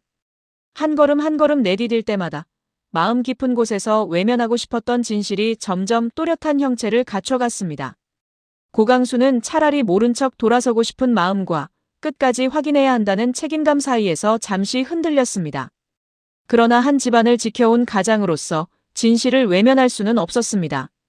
고강수는 굳은 표정으로 서재 문손잡이를 잡았습니다. 손끝에 닿는 차가운 쇠의 감촉이 앞으로 마주할 일의 서늘함을 미리 일러주는 듯 했습니다. 그는 깊게 숨을 한번 들이쉰 뒤 천천히 문을 밀어 열었습니다. 서재에 들어선 고강수 앞에 주용만이 추적장치에 기록된 내용을 펼쳐 보였습니다. 화면에는 그날의 일이 고스란히 담겨 있었습니다. 금고를 연 정확한 시각, 그리고 번호판에 입력된 숫자가 또렷이 찍혀 있었습니다. 0204. 강연자의 생일과 똑같은 그 네 자리 숫자였습니다. 주용만이 화면을 가리키며 차분히 설명을 이었습니다. 이 시각에 금고가 열렸고 입력된 번호는 보시는 대로입니다. 고강수는 화면을 응시하며 한동안 말이 없었습니다. 기록에는 두 사람의 동선까지 빠짐없이 남아 있었습니다. 서재로 들어선 발걸음, 금고 앞에 머문 시간, 봉투를 만진 흔적까지 모든 것이 또렷했습니다. 고강수의 눈빛이 점점 더 차갑게 가라앉았습니다. 자신이 던진 미끼를 누가 물었는지 그는 한눈에 알아보았습니다. 고강수가 나직이 중얼거렸습니다. 역시 그랬군. 그의 목소리에는 분노보다 깊은 실망이 배어 있었습니다.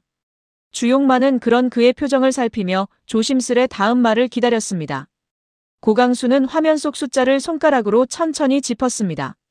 0204라는 네 자리가 모든 것을 말해주고 있었습니다. 이 번호를 알아낼 수 있었던 사람은 세상에 그리 많지 않았습니다. 그의 머릿속에서 퍼즐 조각들이 빠르게 맞춰지기 시작했습니다. 고강수가 화면에서 눈을 떼며 낮게 말했습니다. 주비서, 이건 누구한테도 발설하지 말게. 내가 직접 확인할 일이야. 주용만이 고개를 숙이며 답했습니다. 명심하겠습니다, 회장님.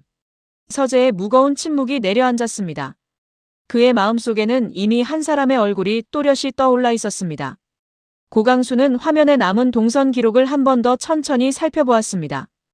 두 사람이 서재에 머문 시간, 봉투를 열어본 정황이 손에 잡힐 듯 선명했습니다. 그는 그 기록 속에서 두 사람의 망설임과 욕심까지 읽어내는 듯 했습니다. 고강수가 낮게 한숨을 내쉬며 입을 열었습니다. 내가 일부러 던진 미끼였는데 결국 이렇게 걸려들 줄이야. 그의 목소리에는 씁쓸함이 짙게 배어 있었습니다. 주용만은 차마 위로의 말도 건네지 못한 채 조용히 곁을 지켰습니다. 고강수는 화면을 닫으라 이르고는 의자에 깊숙이 몸을 기댔습니다. 오래전부터 미루어 짐작하던 일이 사실로 드러난 지금 그의 마음은 도리어 차분해졌습니다. 이제는 흔들릴 때가 아니라 다음을 준비할 때였습니다. 고강수는 창밖을 바라보며 무겁게 가라앉은 마음을 다잡았습니다. 진실은 이미 그의 손안에 있었습니다. 남은 것은 그 진실을 어떻게 쓸 것인가 하는 문제였습니다. 고강수는 한참을 그렇게 앉아 마음을 가다듬었습니다. 분노에 휩쓸려 성급히 움직였다가는 도리어 이를 그르칠 수 있었습니다. 그는 침착하게 그리고 빈틈없이 이를 풀어갈 작정이었습니다. 차가운 머리 뒤로 자식에게 속았다는 아픔이 천천히 가슴을 적셔왔습니다. 그러나 고강수는 그 아픔조차 꾹 눌러 삼키며 다가올 일을 차분히 그려나가기 시작했습니다. 화면 속에 남은 두 사람의 동선을 곱씹을수록 그날 서재에서 벌어졌을 일들이 눈앞에 선하게 그려졌습니다. 금고 앞에서 망설이던 손길, 봉투를 뜯으며 떨었을 가슴, 유언장을 읽고 일그러졌을 얼굴까지 모두 짐작이 갔습니다. 고강수는 그 모든 장면을 머릿속에 펼쳐놓고 자식 내외가 다음에 어떻게 움직일지를 천천히 가늠해 보았습니다. 들킬까 두려워 더 깊이 숨으려 들 것인지 아니면 또 다른 욕심을 부릴 것인지 알 수 없었습니다. 다만 한 가지는 분명했습니다. 이제 자신은 모든 패를 손에 쥐고 있고 두 사람은 그 사실조차 모른다는 것이었습니다. 고강수는 의자 깊숙이 몸을 기댄 채 서두르지 않고 때를 기다리기로 마음먹었습니다. 고강수는 화면에 찍힌 0204라는 숫자를 거듭 들여다보았습니다. 그 네 자리가 무엇을 뜻하는지 그는 누구보다 잘 알고 있었습니다. 그것은 다름 아닌 강연자의 생일이었습니다. 고강수는 오래전부터 그 날짜를 마음에 새겨두고 있었습니다. 잃어버린 딸과 관련된 단서를 좇으며 알게 된 날짜였기 때문입니다. 그의 머릿속에 한 가지 의문이 떠올랐습니다. 그 생일을 알아낼 수 있었던 사람이 과연 누구인가 하는 것이었습니다. 고강수는 천천히 기억을 더듬어 갔습니다. 강연자의 생일을 캐물을 만한 위치에 있던 사람, 그리고 그 정보를 빼낼 동기가 있던 사람이었습니다. 그 답은 의외로 빠르게 떠올랐습니다. 강연자의 남편인 조성준에게서 생일을 알아낼 수 있었던 사람, 바로 고대치 부부였습니다. 고강수의 입가에 서늘한 미소가 스쳤습니다. 모든 것이 한 줄로 꿰어졌습니다. 고대치는 조성준과 오랜 동창 사이였습니다. 그 가까운 사이를 이용해 강연자의 생일을 알아냈을 것이 분명했습니다. 고강수가 낮은 목소리로 혼잣말처럼 중얼거렸습니다. 성준이한테서 생일을 캐낸 게로구나. 내 아들 내외가. 그의 목소리에는 노기와 씁쓸함이 함께 묻어 있었습니다. 평생 일군 재산을 노리고 부모의 빈집을 뒤진 사람이 다름 아닌 제 자식이라는 사실이 그의 가슴을 무겁게 짓눌렀습니다. 그러나 고강수는 흔들리는 마음을 차갑게 다잡았습니다. 이제 남은 것은 그들이 어떻게 나오는지를 지켜보는 일이었습니다. 고강수는 화면을 닫으며 조용히 다음을 준비했습니다. 서재의 불빛 아래 그의 얼굴에는 깊은 결의가 서려 있었습니다. 고강수는 잠시 눈을 감고 지난 날을 떠올렸습니다. 어린 고대치를 무릎에 앉히고 키우던 시절이 눈앞을 스쳤습니다. 그 아이가 자라 이런 욕심에 손을 뻗을 줄은 미처 몰랐습니다. 그의 가슴 한편이 저릿하게 아려왔습니다. 그러나 고강수는 그 아픔에 오래 머물지 않았습니다. 지켜야 할 것이 너무도 분명했기 때문입니다. 진짜 재산은 욕심에 눈먼 자식의 손에 넘어가서는 안 되었습니다. 그리고 어딘가에 있을 잃어버린 딸을, 그는 반드시 제 손으로 찾아 지켜야 했습니다. 고강수가 천천히 눈을 뜨며 나직이 다짐했습니다. 이제부터가 진짜 시작이다. 그 한마디에 그의 눈빛이 다시 단단하게 빛났습니다.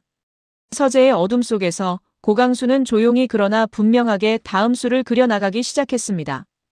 고강수는 책상 위에 놓인 낡은 사진 한 장을 가만히 바라보았습니다.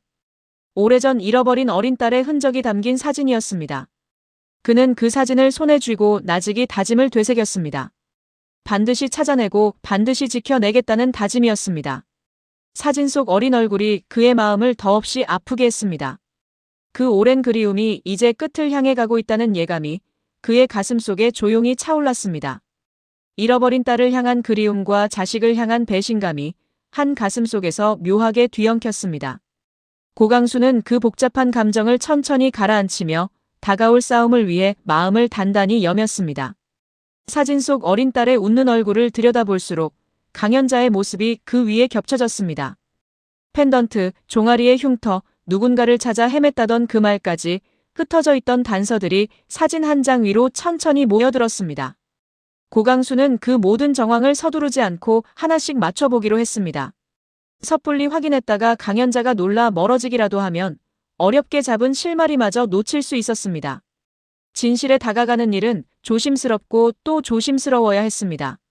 고강수는 사진을 다시 서랍 깊숙이 넣어두며 나직이 다짐했습니다.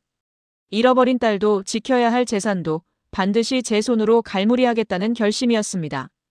같은 시각 고결의 집에서 며칠을 보내고 본가로 돌아온 고대치와 은수정이 부모를 모시고 집 안으로 들어섰습니다.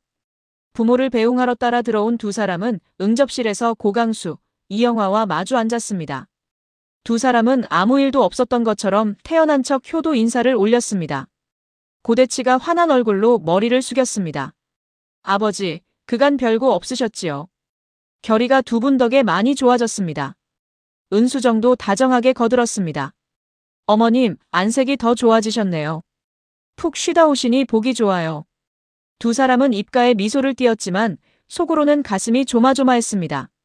그런데 두 사람을 바라보는 고강수의 눈빛이 평소와 달랐습니다. 그 서늘한 시선 앞에서 두 사람의 등에 식은땀이 흘렀습니다. 고강수는 한동안 아무 말 없이 아들 내외를 바라보기만 했습니다. 그 침묵이 두 사람에게는 견디기 힘든 압박으로 다가왔습니다. 마침내 고강수가 천천히 입을 열었습니다.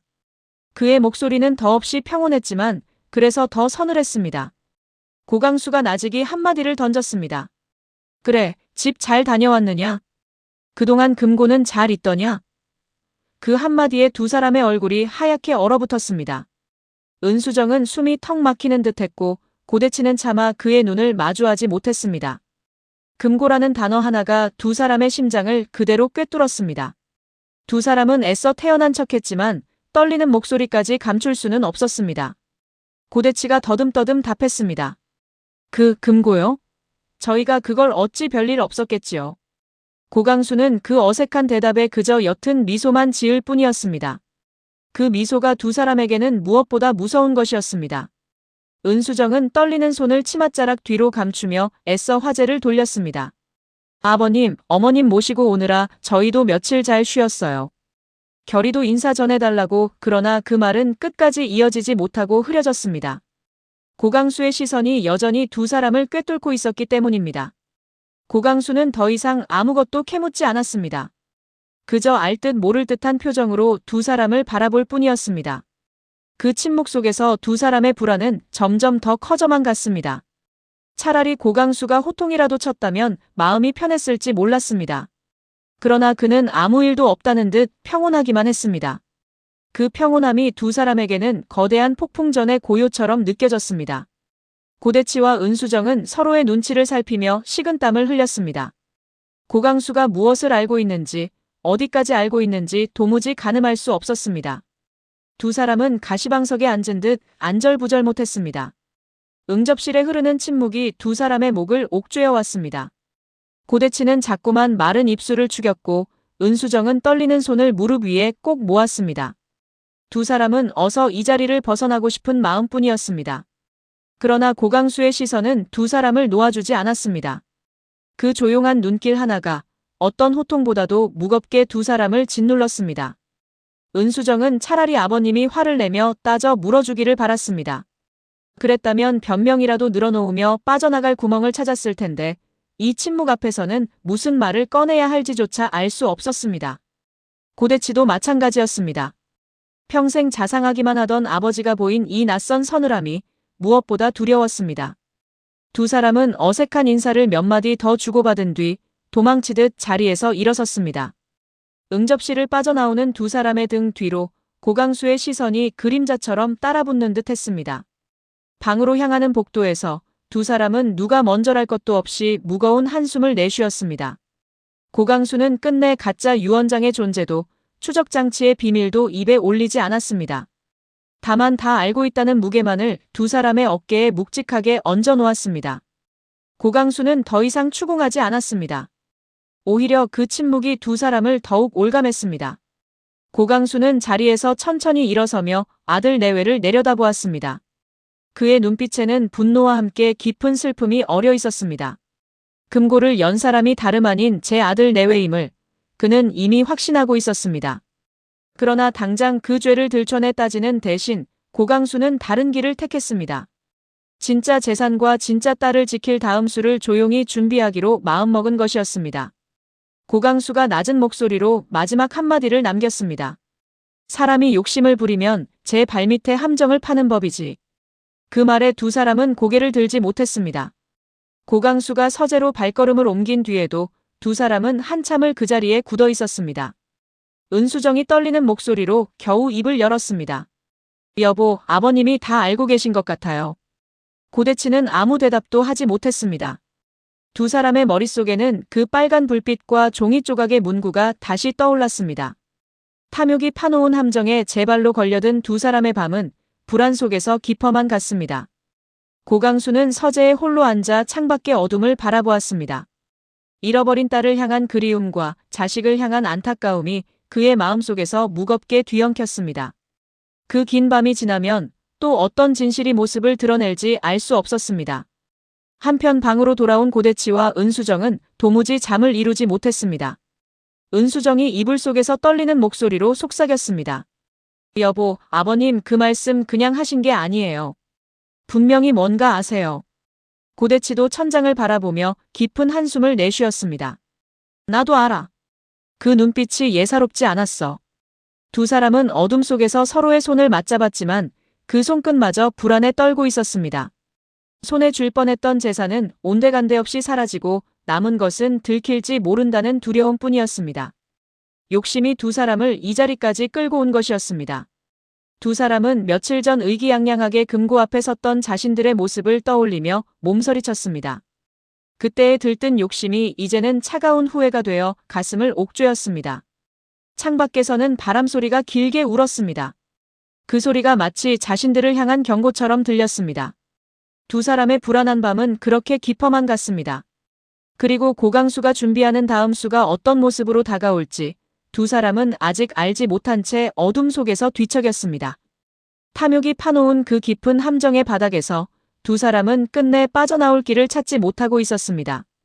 멀리 서재에서는 고강수의 방불빛이 늦도록 꺼지지 않았습니다. 그 불빛 아래에서 무엇이 준비되고 있는지 두 사람은 그저 두려운 마음으로 짐작할 뿐이었습니다. 꺼지지 않는 그 불빛 하나가 두 사람의 가슴을 밤새도록 무겁게 짓눌렀습니다. 은수정은 몇 번이고 돌아 누우며 잠을 청해보았지만 감은 눈앞에는 자꾸만 그 빨간 불빛이 떠올랐습니다. 고대치는 천장만 바라보며 며칠 전 의기양양하게 금고 번호를 누르던 자신의 손가락을 떠올렸습니다. 그 짧은 욕심 하나가 어쩌다 이렇게 깊은 수렁이 되었는지 생각할수록 가슴이 답답해졌습니다. 두 사람은 어둠 속에서 서로의 손을 더 꼭 맞잡았지만 그 온기로도 불안을 다 가릴 수는 없었습니다. 앞으로 아버님이 어떤 수를 둘지 자신들의 죄가 언제 어떻게 드러날지 도무지 알 수 없었습니다. 그저 아무 일도 없기를 바라는 마음과 이미 모든 것이 끝났을지 모른다는 두려움 사이에서 두 사람의 긴 밤은 좀처럼 끝나지 않았습니다. 오늘은 고대치와 은수정 부부가 0204라는 이 자리 숫자에 매달리게 된 그 과정을 천천히 따라가 보겠습니다. 강연자의 생일 2월 4일이 어쩌다 금고 비밀번호로 둔갑했는지 그리고 그 금고 안에 무엇이 들어있을지 두 사람이 어떤 기대를 품게 됐는지 살펴보려 합니다. 직전 회차에서 부부가 세운 작전 하나하나에는 그동안 쌓여온 욕심과 두려움이 고스란히 담겨 있습니다.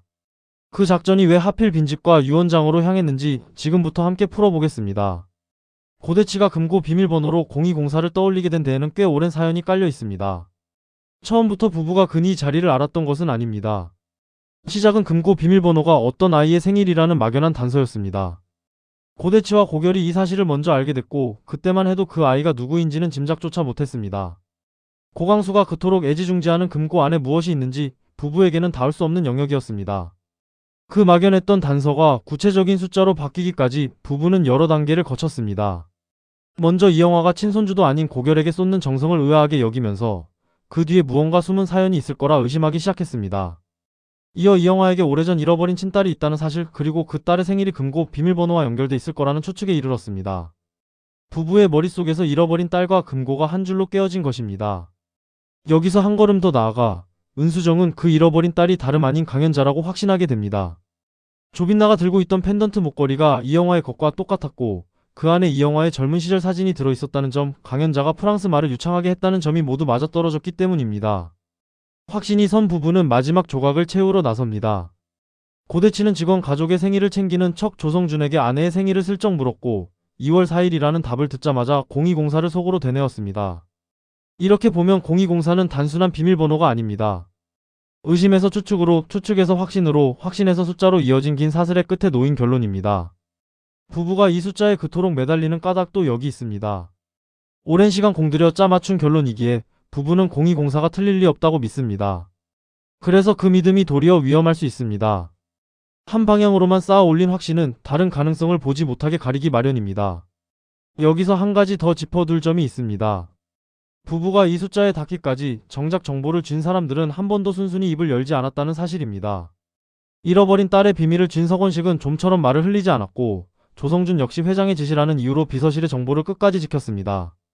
부부가 0204를 손에 넣은 것은 누군가의 협조 덕분이 아니라 격가지 정보들을 몰래 긁어모아 짜 맞춘 결과입니다. 강연자의 생일조차 직원 가족을 챙긴다는 핑계로 슬쩍 빼낸 것입니다. 이 점은 부부의 확신이 얼마나 위태로운 토대 위에 서 있는지를 보여줍니다. 정식으로 확인된 것은 하나도 없고 모두 엿듣고 추측하고 짜 맞춘 것뿐입니다. 그런데도 부부는 마치 모든 것이 명백한 사실인 양 움직입니다. 강연자가 잃어버린 딸이라는 것도, 그 생일이 금고 비밀번호라는 것도, 그 금고 안에 자신들의 운명이 걸려있다는 것도 단 하나 확정된 것 없이 오로지 믿음만으로 떠받쳐진 가설입니다. 가설 위에 가설을 쌓아 올린 이 위태로운 탑이 금고 앞에서 어떤 모습으로 무너질지가 앞으로의 관전 지점입니다.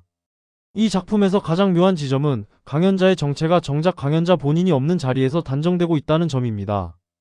은수정은 강연자가 이영화의 숨겨진 딸이라고 확신하지만 그 확신은 펜던트와 프랑스말 같은 정황의 짜 맞춤일 뿐입니다. 유전자 검사나 본인의 고백 같은 객관적인 확인은 어디에도 없습니다. 그럼에도 부부는 이미 강연자를 잃어버린 딸로 못 박아놓고 작전을 짜고 있습니다. 더 눈여겨볼 대목은 정작 강연자 본인의 처지입니다. 강연자는 자신을 둘러싼 이 모든 추적과 확신을 전혀 모릅니다. 은수정이 집에 다녀간 일을 두고 영문을 모른 채 찜찜해할 뿐이고 고대치가 난데없이 생일을 물었다는 이야기를 조성준에게 전해 듣고도 그저 이상하다 여길 따름입니다. 자신의 생일이 누군가의 금고를 여는 열쇠로 쓰이려 한다는 사실은 상상조차 못합니다. 고강수와 이영화 쪽도 마찬가지입니다. 고강수는 자신이 떠나기 전 마지막 숙제가 이영화의 잃어버린 딸 연순을 찾는 일이라며 다짐하지만 그 딸이 어쩌면 매일 곰국을 끓여보내주는 강연자일지 모른다는 사실은 모릅니다. 이영화 역시 손주의 하숙집에서 강연자와 마주 앉아 정을 나누면서도 그 사람이 평생 찾아 헤맨 자신의 딸일 수 있다는 생각에는 이르지 못합니다. 이렇게 한 사람의 정체를 둘러싸고 정작 가장 가까운 당사자들은 아무것도 모른 채 각자의 자리에서 움직이고 있습니다. 진실에 가장 가까이 다가선 사람은 그 진실을 가장 나쁘게 쓰려는 부부이고 진실을 가장 간절히 원하는 고강수와 이영화는 정작 그 진실 곁에 있으면서도 알아보지 못합니다. 이 어긋남이야말로 이야기를 끌고 가는 가장 큰 긴장입니다. 누가 먼저 어떤 방식으로 진실에 닿느냐에 따라 모든 관계가 뒤집힐 수 있기 때문입니다. 이 어긋남은 작은 장면 하나에서도 또렷이 드러납니다. 이영화는 강연자를 불러 직접 밥을 해주겠다고 합니다. 손주를 살뜰히 챙겨준 고마움을 갚고 싶은 마음에서 나온 정성입니다. 그런데 곁에 있던 은수정은 그 말에 기겁하며 막아섭니다. 두 사람이 한자리에 마주 앉는 일을 어떻게든 막으려는 것입니다. 결국 은수정은 돌려줄 반찬통을 자신이 전하겠다며 가로챕니다. 핏줄로 이어졌을지 모를 두 사람을 떼어놓으려는 손길이 정성을 주고받으려는 손길 사이로 끼어드는 셈입니다.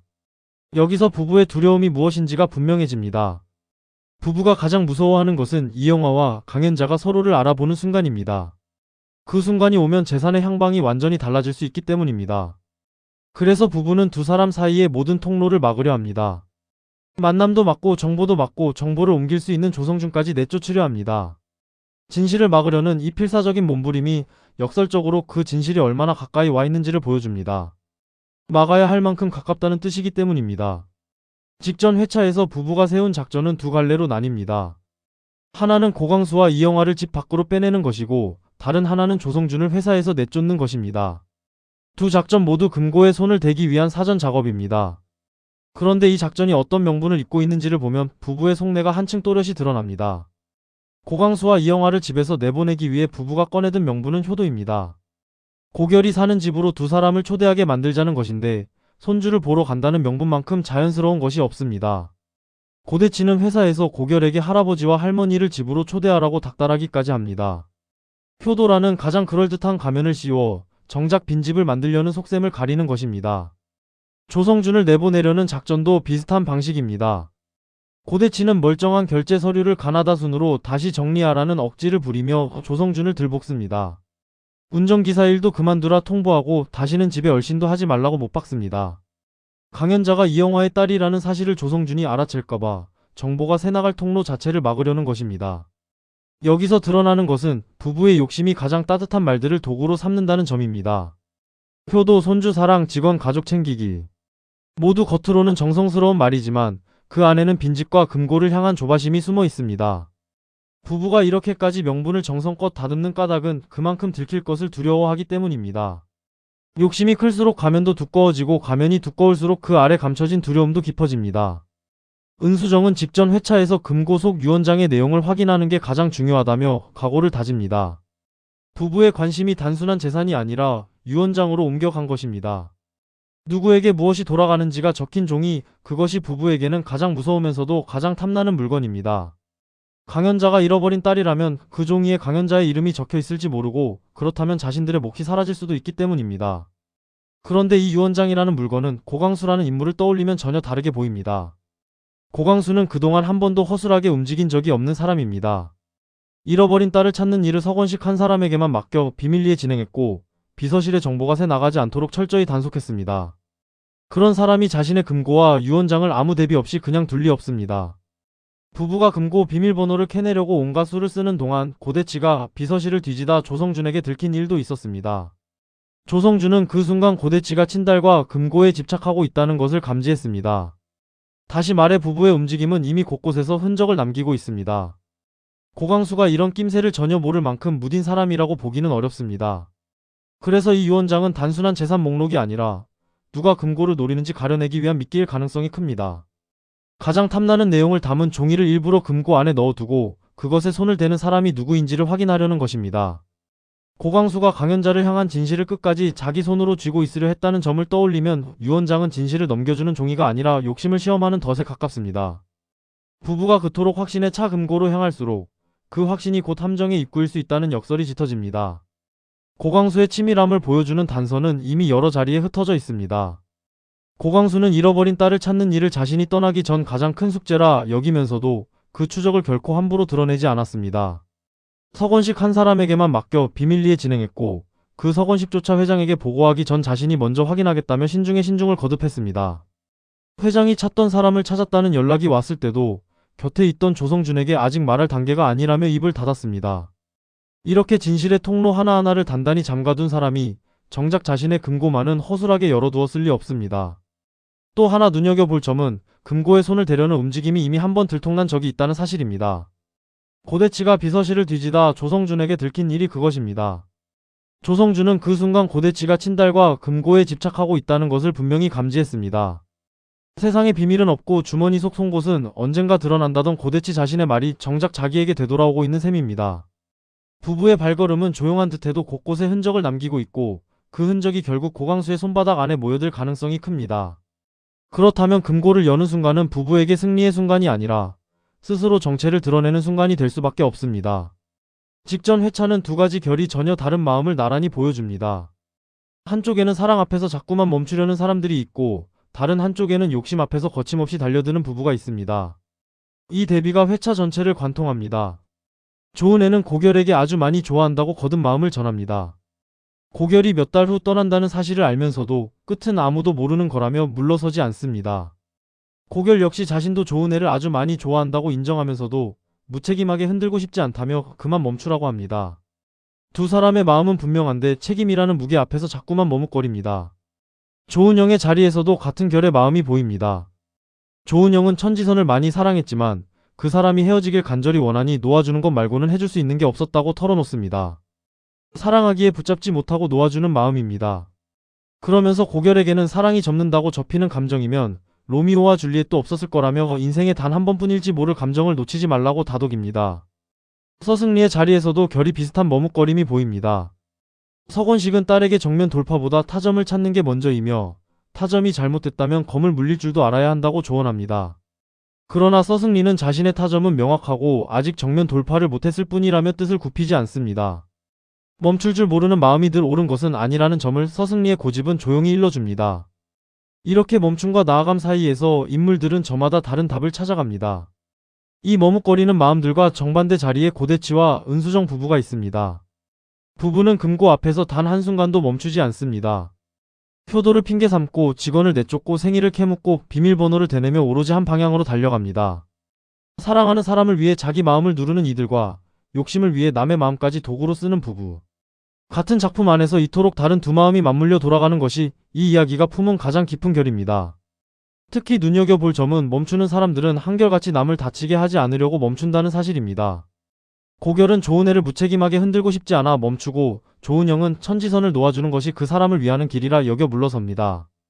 반대로 달려드는 부부는 남이 다치든 말든 개의치 않습니다.